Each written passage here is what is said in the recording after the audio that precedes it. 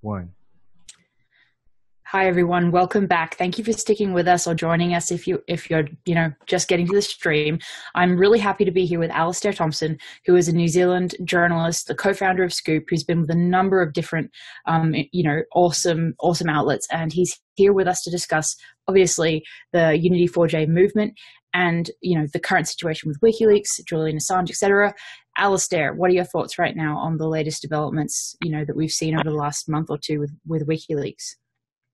Well, my first thought in preparing for this was thinking about what's been happening in the States lately. So that all the discussion about the media being the enemy of the people and the outrage which is being expressed by the White House press corps and being attacked at rallies as they have been, and then most striking yesterday, or this week, was Ivanka coming out and saying, well, she doesn't think they're the enemy of the people, but then Sarah Sanders is refusing to say the same thing, although I think maybe Sarah Sanders wanted to say that, she just felt like she shouldn't. But, in the face of that, the contrast of how Julian is being treated is just absolutely astonishing. He is being treated as the enemy of the people, and if you look into the history of the past sort of like 8 years of persecution of WikiLeaks, WikiLeaks has been mercilessly attacked over that period of time, prior to that, and even during that period, being a darling of the media and being a great supplier of content. So, I find it sort of, there's a certain kind of nastiness to the way in which the discourse around freedom of speech has progressed. And I really do think it's a signal of the rise of fascism, which is quite I was going to ask, what do you attribute that switch, that flip to? Do you think it can't be as simple as just left versus right and that type of division? Well, yeah, and I think the thing to do is we need to sort of go back in time a little bit. The first time I heard about Julian Assange was after WikiLeaks was first launched, and then various people told me that they'd met him during some of the protests that were held in Melbourne, I think against the World Economic Forum. So before the World Economic Forum decided to sort of relocate to its fortress in Davos, it used to sort of like go around the world, and there were protests held, large protests held, and so the movement sort of began in 1999 with the so-called Battle in Seattle, where the first sort of anti-corporatist sort of protests were held, and there was violent protests, which is what attracted everybody's attention. But then after that, there was then protests at the G20 regularly thereafter, and the World Economic Forum was one of the targets. A decade later, that then sort of like morphed into the Occupy movement. But and both of those movements, they were what threatened the state, if you like, or the security authorities. And it wasn't really till after 9/11. 9/11 was the excuse to sort of turn on the full capacities of the great surveillance engines, but they were already there prior to that. But prior to that, there was a semblance of freedom of speech, and there was a semblance of journalism being sort of untouchable or somehow sacrosanct from those things. And as time has progressed, it's just got worse and worse and worse, and descended worse and worse and worse. And I think that in a lot of ways, the rise of WikiLeaks, or the advent of WikiLeaks in the first place, was a bit of a canary in the coal mine for what was going to happen. And now, what's been happening to Julian is a very, very strong indication of what can happen to the rest of the media. But for us actually standing up for ourselves. But I think there's some interesting reasons about why the media has found itself in the position that it has, which are worth talking about. Yeah, please do. Please explain what you're referring to there. Well, the media has a tendency to portray itself as being a powerful force in society. And it was. But arguably, it's been in decline since the 1980s, like the end of the 1980s, through the 1990s, as soon as the internet sort of like, by the time the internet had emerged, the power of the printed press was already sort of like in massive decline because of the fragmentation and the rise of radio networks and TV networks, and the ability to produce other forms of media was sort of like massive, and deregulation of media. Prior to that, there was a lot of the media was quite centralized. And I mean, it was quite closely associated probably with the state during that period. And that as a cohesive whole, there was some degree of sort of understanding of the roles between the various parts of the I don't know, the power oligarchies, if you like. And within that structure, news organizations tended to have quite strong levels of independence for the editorial side as compared to the commercial side. And the commercial side was quite happy because they were making so much money they didn't really care. Then through the 1990s, basically it all started to sort of unravel. And I mean, my career in journalism is about 30 years long. And during that period, there was there's basically been endless cuts to newsroom staffing levels throughout that period.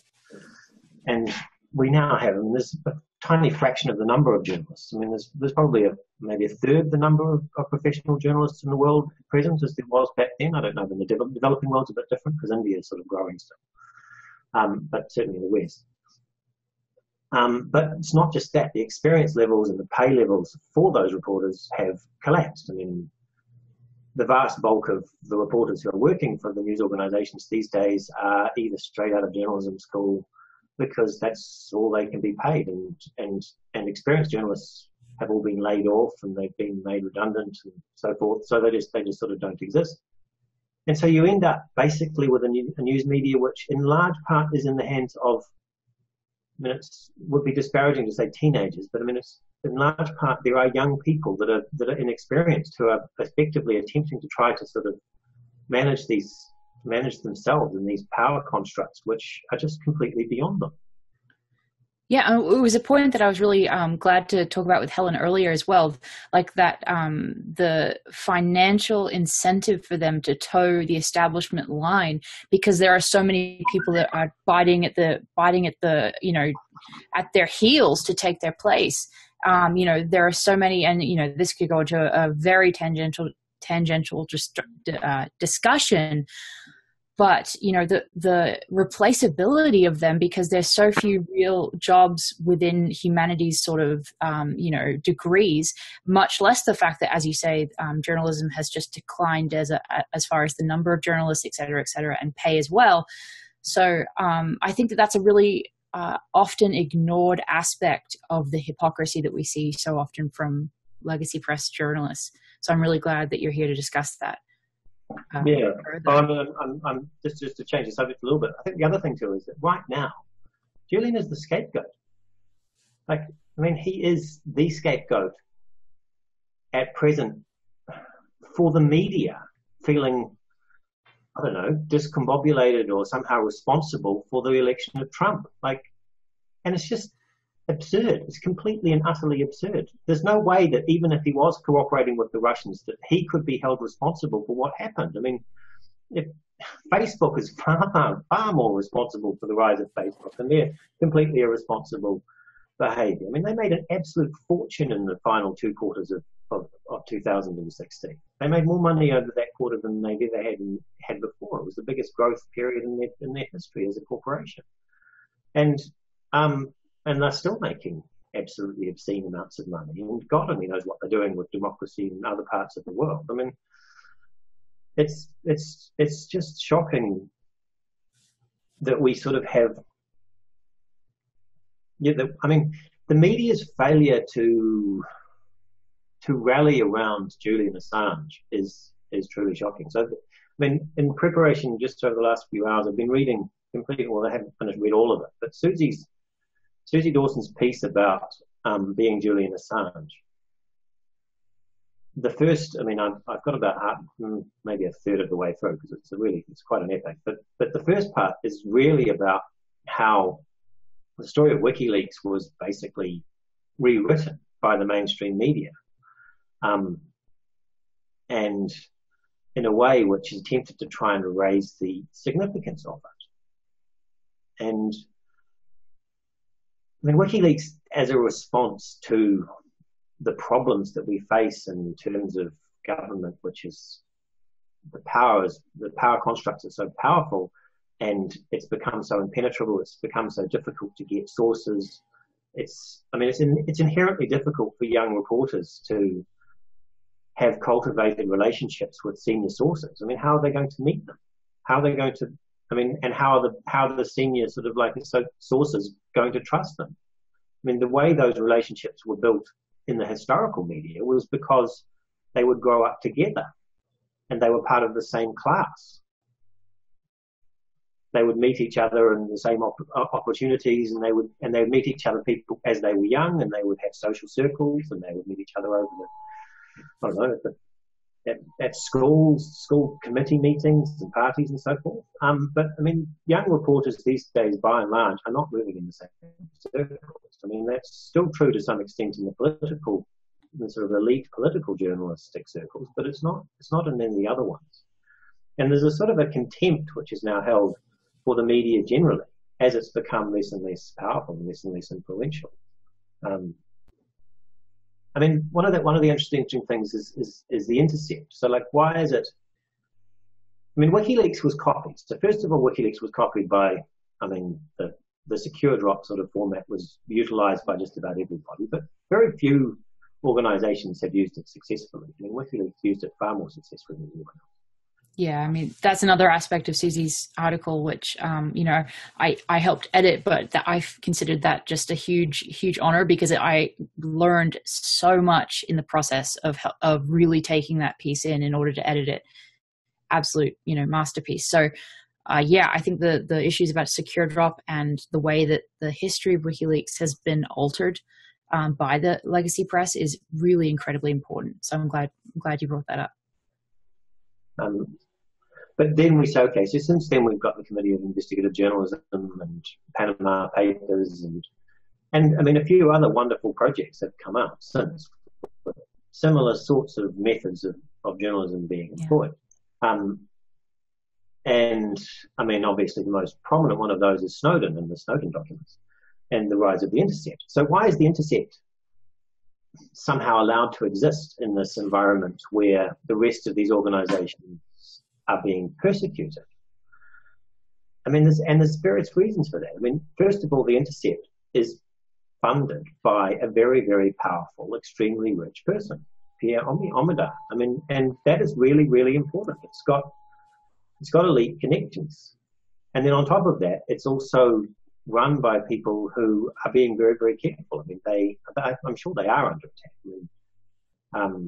I mean, we sort of like noticed that with the reality winner sort of situation. I mean, at the point at which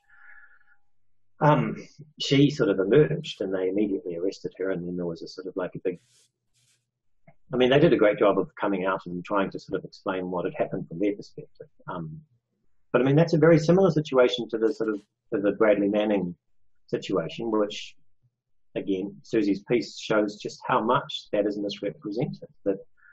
And the way in which Chelsea Manning was eventually sort of like separated from, and I mean Barrett Brown too. I hadn't read about the details of that prior to this. I didn't realise to the extent to which they turned against WikiLeaks. I mean, WikiLeaks has basically become the kicking, the punching bag for everybody to take out their frustrations. And I mean, this is the cutting edge of investigative journalism, this kind of whistleblower journalism, because I mean, there's no other way to get into these big stories. I mean, the corporations are too big, the governments are too impenetrable, the surveillance mechanisms are just too powerful. I mean, I wouldn't contact me if I was a confidential source. I mean, I can't protect myself. I mean, really, these technological means are the only means of bringing out these stories.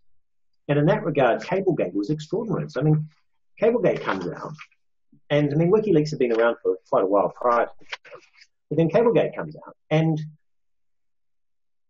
I mean, the way in which it was executed by Assange was tactically genius. I mean, the doomsday sort of rumours and the idea that if WikiLeaks was taken down, there was potentially a possibility that all the cables would be released without censorship and without. I mean, that probably did protect them, but I mean, the reality is that's one of the most. I mean, that's a watershed moment. Like, at that point, it became legitimate to publish large quantities of data in partially raw form. And I mean, the Citizens for Investigative Journalism Panama Papers and the various different tax avoidance investigations which have subsequently come out have done that. I mean, they've created searchable databases to allow not only the journalists and members of the public to search this information, but also law enforcement authorities.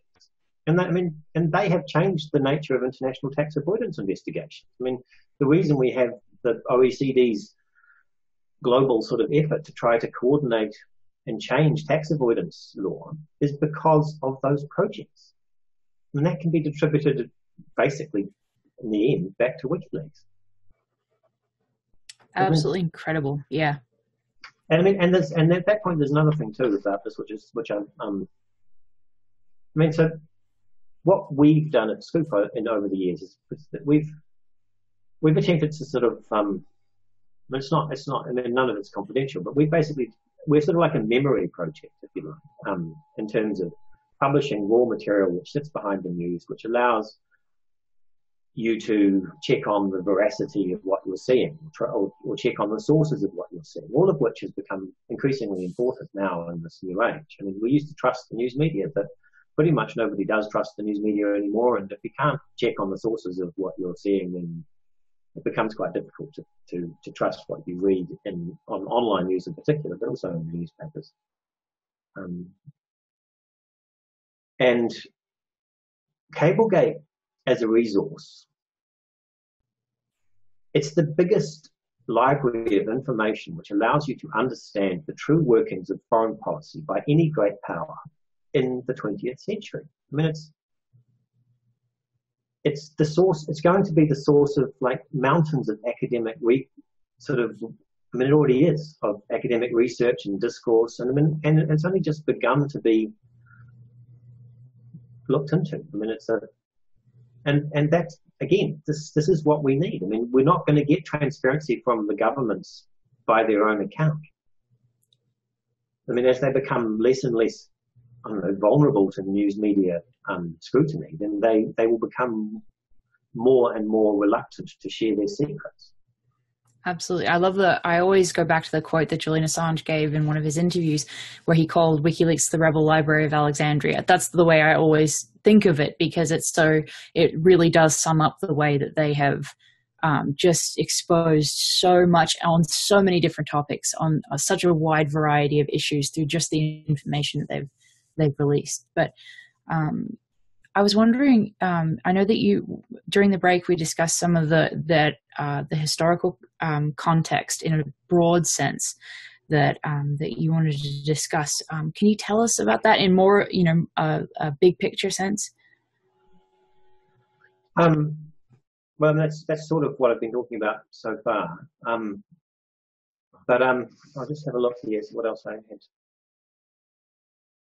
Well, here's another aspect of this. So this is about solidarity. So the media has never been a safe working environment.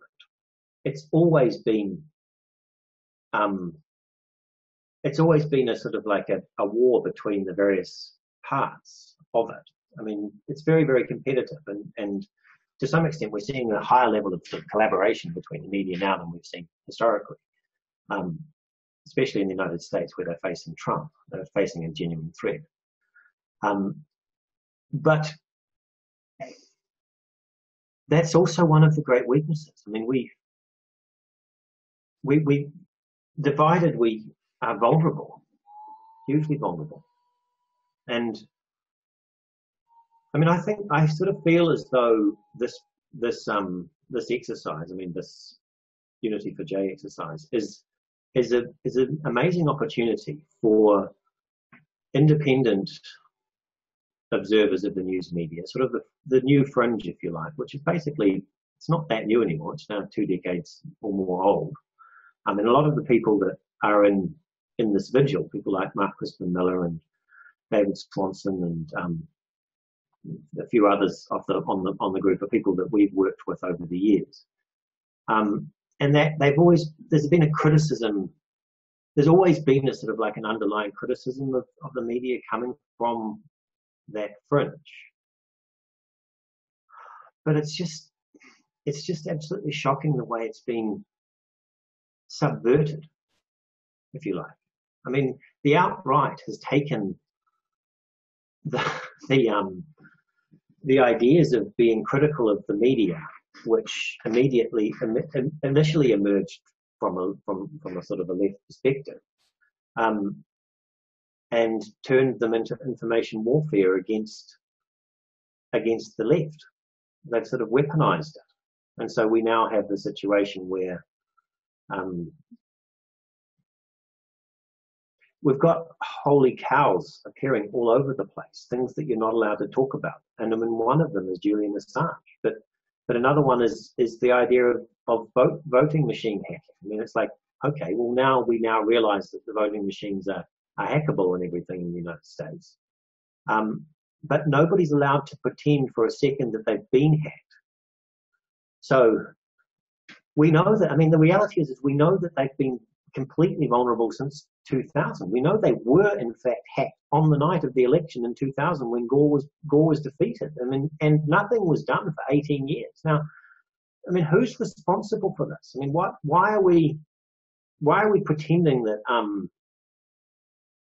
that the malaise that we face is somehow some recent phenomenon, that somehow it's to do with Trump? It's got nothing to, I mean, yes, Trump is a symptom of a disease, and that disease is deep and long lasting. I mean, and as I think will be spoken about a lot over the next sort of 40 hours or so by people who have the experience. I mean, one of the great things about the vigil participants is, by and large, we're talking about relatively experienced people who've been around for a long time and watched all this. And it just, when I look back in my own career and think about what was it like in the 1990s, and I wonder, well, okay, have I got some kind of rosy view of it? And I don't actually think so. I mean, I think back then politicians were basically more responsible. They had a higher sense of what was allowable and what they shouldn't do.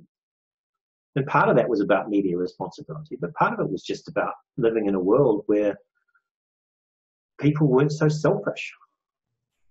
That's an interesting take, because I think a lot of people that have been on the vigil, in previous vigils at different times, have kind of observed or they've expressed the opinion that it's always been this corrupt, but there was no WikiLeaks to expose it. So it's interesting to get your perspective on maybe it really was better a few decades ago in terms of that level of corruption than it is now. I'm not saying that it wasn't as corrupt. I think it's been corrupt, but it's just, I mean, the scale of it is definitely increased. I mean, there's a lot of the discussion in the vigil is around the sort of like the rise of the military-industrial complex, and I mean the militarization of the United States, and the United States basically being a military power. And I mean, and there's a lot there. I mean, there is no doubt about that whatsoever, that's true. But a gigantic military state which is busy killing people all over the world, which is nominally democratic, is probably better than a gigantic military state all over the world which is fascist. And I mean, that's really the turning point that we're now at. I mean, and I don't know, I mean, this coming election, it sort of terrifies me to think what might happen if the Democrats don't take back the House. Now, I don't think the Democrats taking back the House is going to fix the Democratic Party. There's no way that's, I mean, the Democratic Party may not be quite as sick as the Republican Party, but it's still pretty sick. I mean, and Susie, as Julian Assange said in the 2016 election, it's a choice between gonorrhea and cholera, and I think that's a very, very accurate description for the state of particularly of Anglosphere politics. yeah, but I don't know. I mean, there's a sort of sense of the media expresses the zeitgeist of the people, and there is almost a resignation that we can't fight against the constitutional powers that the president holds, that we sort of like have to accept the will of the people if the will of the people is fascist. And I mean, there's a big misunderstanding of history here. I mean, democracy is very, very young, and pluralistic democracy, which is sort of had, I mean, France only gave women the right to vote in 1945. I mean, and women only had the right to vote in most of the world in the 20th century. I mean, New Zealand and Australia were sort of exceptions to that rule, but by and large, that's the case. And throughout most of the 19th century, even the universal franchise wasn't. I mean, even males weren't allowed to vote in most places. And democracy has been continuously under attack for the entire pluralistic democracy, which is sort of democracy's been under attack for that entire period. And we, sorry, I'm the street. Oh, you're fine. But you're fine. So, I mean, this is just an issue about the fragility of democracy. I mean, this is, and that I think is the fundamental problem that we really face at the moment.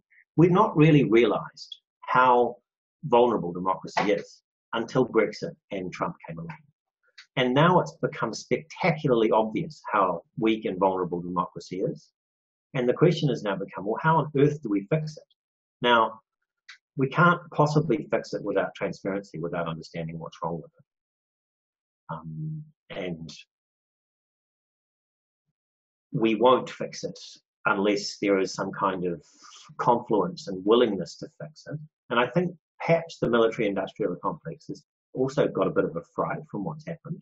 I mean, they thought that their role, I mean, I think let's give them the benefit of the doubt and assume that they thought that they were defending democracy and trying to spread democracy all around the world. Well, I mean, that's clearly failed. It's been a gigantic fuck-up, basically. I mean, we've got Erdogan destroying democracy in Turkey. We've got Putin destroying democracy in Russia. We've got God only knows what's happening in countless states in sort of Africa and Southeast Asia and so forth. And there's all, I mean, even the government in India is deeply disturbing in terms of the way it's behaving. But so is the government in Poland and Hungary, and I mean, all over the world there is really, really serious problems. So maybe that changes. Maybe this is the moment that it turns around. And within that context, this debate over Julian Assange is the sharp end of the debate over freedom of speech. I mean, who cares what happened with the American election? It's really nothing to do with it. Julian Assange was using his free speech rights. He was then bailed up and attacked by the British government and the Swedish government and the American government, all working in concert, and abandoned by the media who'd used the fruits of his work, who continued to use the fruits of his work, I mean, Debbie Wasserman Schultz exposing what was happening in the election at that particular moment was really, really important. Sanders was completely destroyed. I mean, and as somebody said earlier on in the vigil, if the Russians wanted to point out that, if they felt like it was an important thing to be pointed out, that Sanders had basically was playing a rigged game, that yes, it's meddling, but at the same time, that's something it's not unreasonable to want to point out. Exactly. Yeah, that was H.A. Goodman, I believe, that made that point. Yeah, and I think it's really interesting that, you know, that we have not only evidence in the WikiLeaks release, but that the Defense Counsel and the DNC fraud lawsuit have actually had to now admit in open court that they could have, you know, just anointed their candidate in smoking cigars in a back room. So I think the fact that we have that out in the open now is really, truly an incredible thing.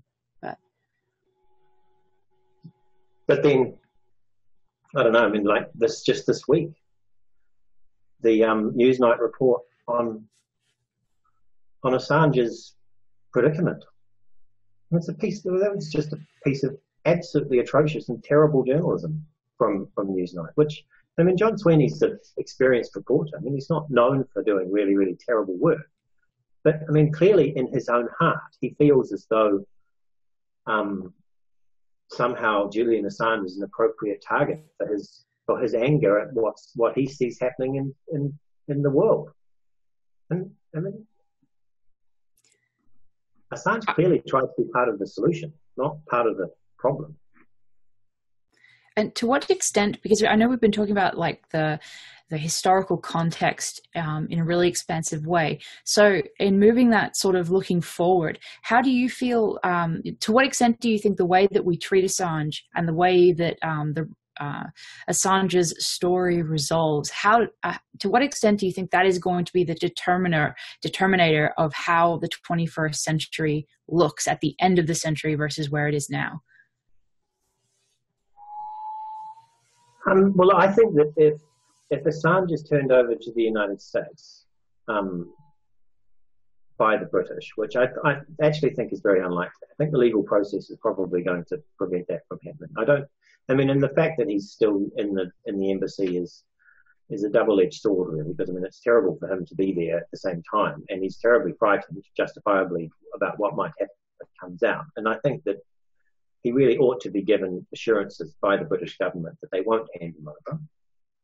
I think that there are plenty of forces within the United States who would also like to scapegoat him. They basically like to put him on as a sort of like a show trial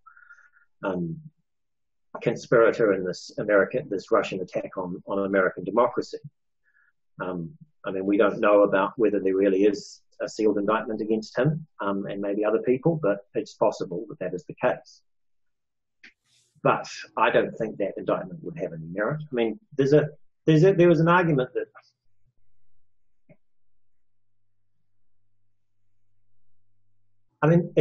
this is a sideshow to the main story, really, which is, well, how do we rehabilitate democracy?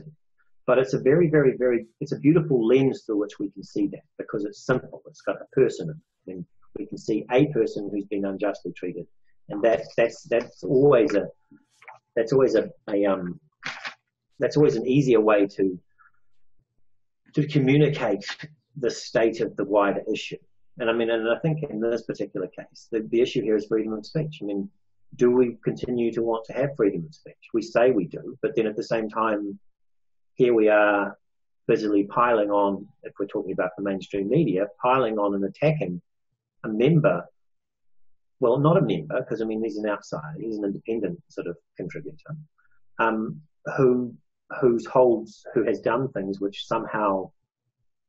I mean, I can't even imagine what the case against Julian Assange really is supposed to be. It doesn't make any sense to me. I mean, one of my colleagues made the suggestion the other day that it was because of something about him, like about the way he's behaved. And how he is as a person. However, I mean, if he was like just a regular person with all the insecurities and the fears and the lack of courage that most of us have, he couldn't possibly have done what he's done. And I mean, and his insatiable desire to continue to battle on behalf of injustices around the world is palpable. I mean, he's criticised by John Sweeney and the BBC for supporting the Catalonian sort of refugee, who again, I mean, they had no business attempting to try to arrest a Catalonian political figure in Belgium. I think that the difference too is that they misrepresent him as supporting one side or the other, and he said multiple times before he was cut off that he was simply supporting their right to self-determination, as opposed to saying whether or not independence was a good idea. But yeah, I think that it's ridiculous that they have to, perpetuate these ad hominem attacks as opposed to having a real problem with the work that he's done. But I don't even know what the ad hominem attacks are about. I mean, it's like they're not even articulated in a way that makes any sense. Well, they seem to be mostly based on things that have been blown far out of proportion, distorted beyond recognition from what any, association with reality.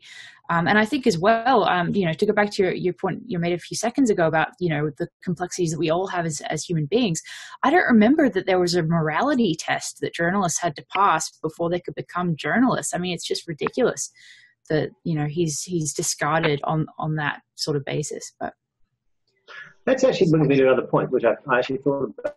So Jacob Appelbaum and Julian Assange both attacked in sort of sexual sting, sort of reputational attacks. Now, Jacob Appelbaum, I mean, you perhaps could explain who he is. I mean, he was one of the collaborators in the early days of WikiLeaks. Do you want to briefly introduce him? I think we probably could do so better than me. Oh, no, probably not. But Jacob Appelbaum was incredible. He was a friend of Julian. He is a friend of Julian Assange. He was part of the creation of Tor, from what I understand, and from Susie's discussions of the whole sort of Jakegate saga. And there was basically this character assassination attempt against him that, again, when it comes to Julian Assange and others, there seems to be this attempt to destroy their work based on a personal character attack. And so that's a very, very long story condensed into like 30 seconds. But so, I mean, what I like to do is there is such a long history of this. I mean, as she points out, I mean, Martin Luther King was attacked over basically having an affair.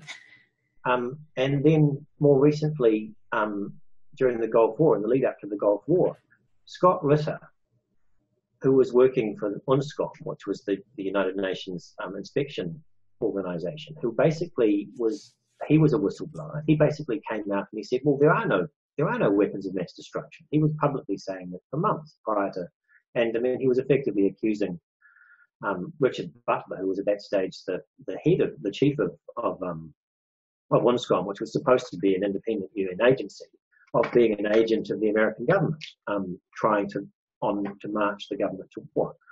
Well, he was set up in a sting operation. I mean, FBI agents posed as underage girls and then arranged to arrest him, and then he didn't even meet them, but they then basically destroyed his reputation and took him out of the game, like 2 or 3 months before the Gulf War started.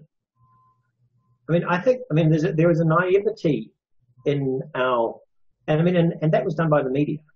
I mean, and the attacks on Jacob Appelbaum were done in the media, and the attacks on Julian Assange are also done in the media. There's a naivety about the way in which the news media is participating in these attacks on itself, which is truly dangerous. And so perhaps your question about, well, okay, what happens in the next wee while? How important is this? Well, if the news media on this planet can't realize that, yes, Julian Assange does not deserve this treatment. Yes, Julian Assange should be freed.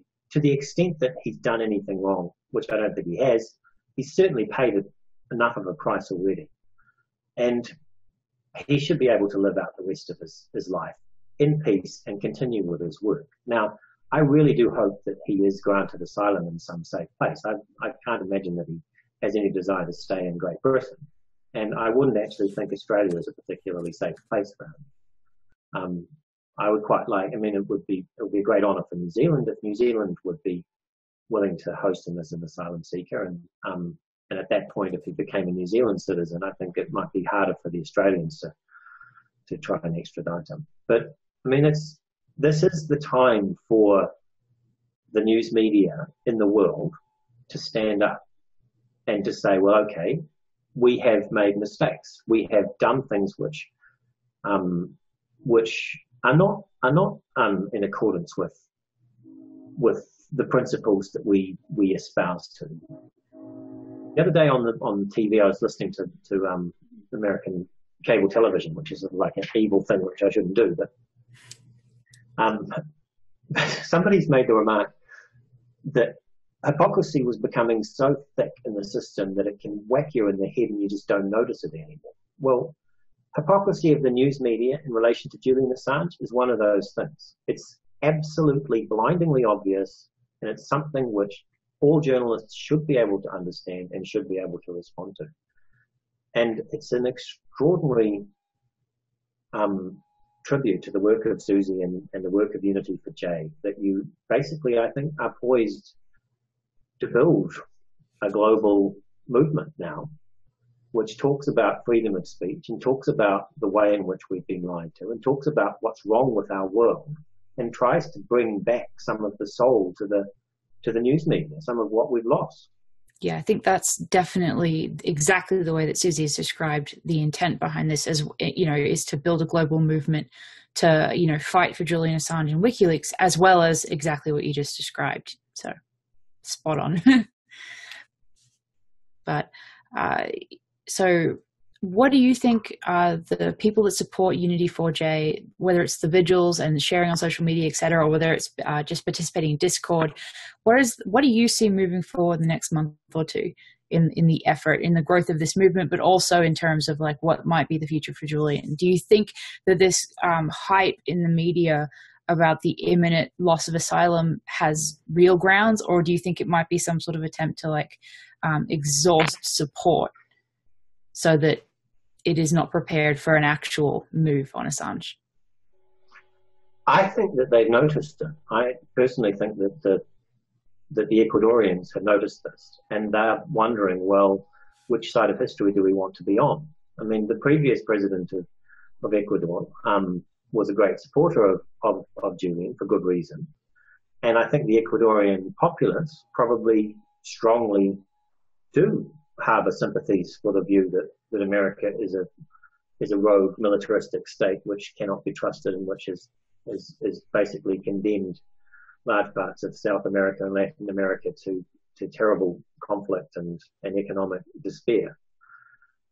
I mean, I think it's been inspiring to see the Ecuadorians physically going to the embassy and protesting Lenin Morenos' policy towards Assange and the possibility that he would lose asylum. I thought that was amazing. But I think the important thing here actually is actually Britain itself. I think the solution to this issue is, and I think it's probably a good idea to focus on politicians and the political processes rather than the media, because the media is very difficult to lobby these days. I mean, it's like, for the reasons that I gave earlier. I mean, it's a sort of like an incompetent sort of monster that's sort of lurching around in large part, and zombie-like, and doesn't really have a great deal of cognizance of what it's doing. But there's opportunities through the parliamentary processes for scrutiny to be brought about these issues by people who do care about the future of democracy, which can then be reported upon and so forth. And I think if the British government gave an assurance that he would not be extradited, then I think that would, well, gave an assurance that he would, at the very least, if there was extradition proceedings, that those extradition proceedings would take place without him in custody. I mean, I think that what Julian really doesn't want is to come out of prison and then just go into another prison. But I don't know. I mean, I completely agree, and I think that it was really saddening to see Lenin Moreno make the statement that, you know, basically it was fine to illegally rescind asylum as long as the death penalty wasn't on the table. I thought that was immensely callous, and I know that it caused a lot of backlash within the community of people that support Julian. But I mean, it's just, the idea that Julian Assange could face the death penalty is just appalling. I mean, but even if it, the idea of him putting him in jail is appalling. It's just totally unjustified.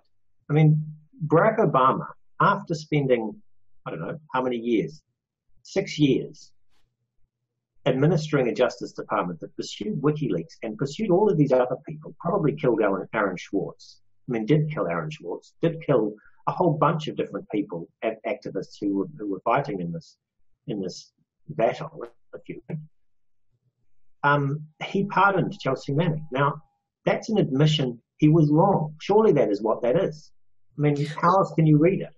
I remember at the time, there was actually, I mean, Assange actually said, if you release Chelsea Manning, I will come out, I believe it. And you know, I think that I can't say how much that played into that, but I remember that being potentially part of the, chess that went on with that decision. But it's incredible, and I know a number of panelists have discussed this, the way in which WikiLeaks and Julian Assange's advocacy for whistleblowers, whether it's a whistleblower that is their source or not, like Snowden, their advocacy is so removed from the record. And that was a point that you started out this segment with, building from Susie's article being Julian Assange, the way that record has been just, has had a scalpel taken to it.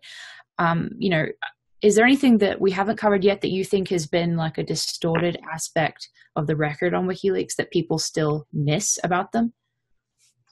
I just think that you just have to. I mean, this is the point I was making about the media not being a safe working environment. I mean, it's competitive.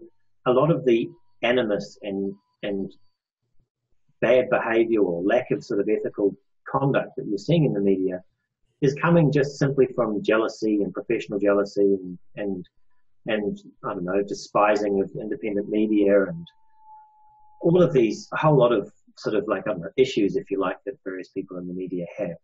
I don't think that's going to change. I don't know that we necessarily want that to change. We're not going to suddenly have some kind of homogenous media that is going to be, I don't know, cheering for Julian Assange. But at the very least, we could have some. Like if we could have a reasonably strong body of I don't know, good, thoughtful journalists and columnists and television producers who are writing and reporting about the story in a manner that is befitting of it,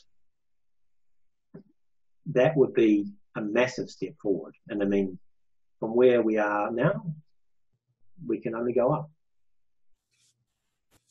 Well, we've got about 5 minutes left in this segment. Is there anything else that you want people to know that we haven't covered? Anything at all? I mean, I wouldn't mind talking just at the end a little bit about Discord and about this project and how it's come together. And, absolutely. And so forth. I mean, it's I'm enormously proud of the fact that there is a New Zealand group behind this. I mean, it's fantastic. I mean, Susie's work has just been truly extraordinary. I mean, and the international audience probably don't know this, but I mean, Susie was not exactly, hasn't exactly been accepted and praised and by the New Zealand media. I mean, Occupy in New Zealand, I mean, I don't know, people probably don't know the background a little bit here, but Occupy in New Zealand was basically smashed by the FBI at the same time that Kim.com was taken down. And Susie's written very extensively about this. And that story has never been told in New Zealand. So New Zealand doesn't really accept the true narrative of what really happened around Kim.com. We sort of know terrible things happened, but they happened in such a way involving, again, spooks. There was all sorts of complex shenanigans around. The Prime Minister appointed one of his friends to head up the equivalent of the NSA, but he didn't actually start for 3 months. And in the meantime, it was run by Mr. X, and during that period, they engaged in this astonishing cooperation with the FBI, which led to the destruction of Kim.com. And personally, I think that the full story of that is far from being told. I think that there's much worse aspects to the corruption of the New Zealand government that occurred over that period of time, just in terms of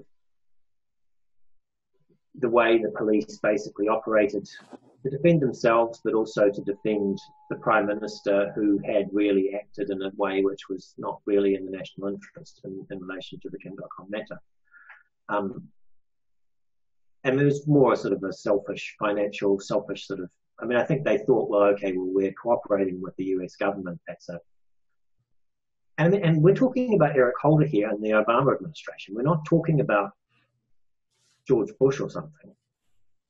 And I mean, they wanted to put Kim in jail. They wanted to treat him in exactly the same way that Julian Assange has been treated. So, and they still do, it seems like. So. They do, yeah, they do. They still do. I mean, and the courts in New Zealand, at the point, this is interesting thing too, at the point at which Kim.com decided to start being politically active, the news media and the court system all turned against him. Like, he won every single case up to that point in the court system in relation to the abuses of his human rights which had taken place. And then all of a sudden he pursues political ambitions, which was a thing which I sort of was trying very hard to discourage him from doing so. But I mean, I sort of like played a sort of slightly unfortunate role in all of that. But nevertheless, at that point, the court system didn't protect him anymore. I mean, it's not, and that exposed the weaknesses of New Zealand's democracy in a way which truly shocked me. And I think that comes back to the wider point here. I mean, democracy is a very, very small tree to the extent that it's a seedling. And at the moment it's been stripped of its leaves. And if we don't work really, really hard to bring it back, and it can only exist, democracy dies in darkness, it can only exist in the presence of free speech.